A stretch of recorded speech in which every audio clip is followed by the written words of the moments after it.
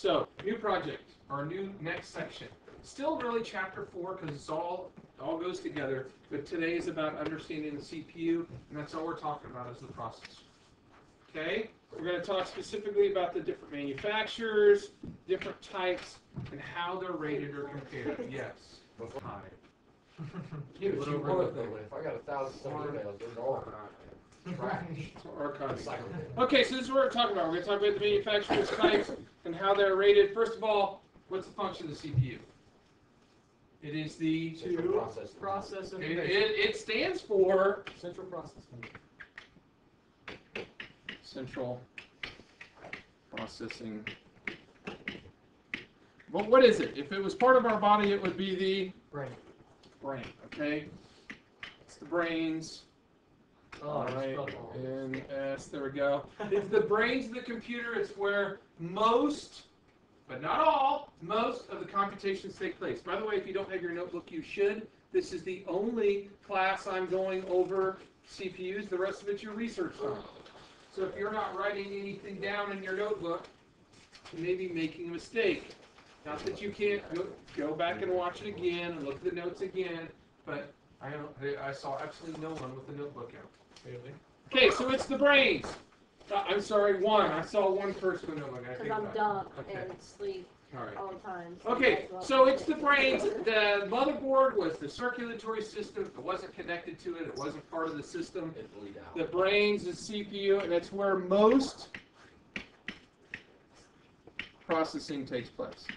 It's where the thinking is done. Where are some of the other places that processing takes place?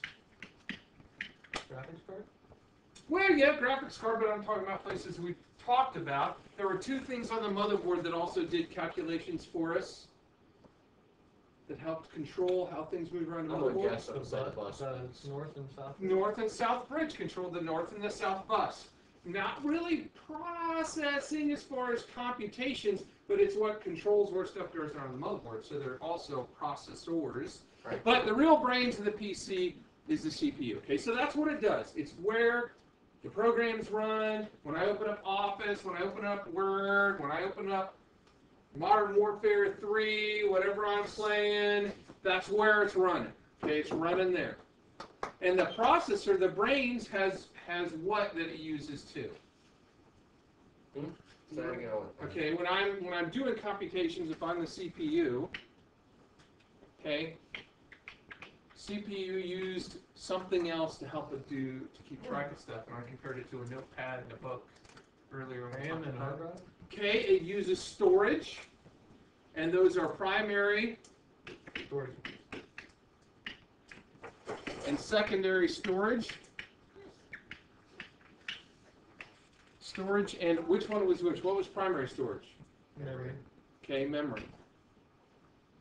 Just three say RAM or ROM. Okay, not ROM. We never say ROM. We only say RAM. No, that's not. No, you asked if it's RAM or ROM, and I always say the wrong one every time. Okay, memory is RAM. It's random access memory. It's writable.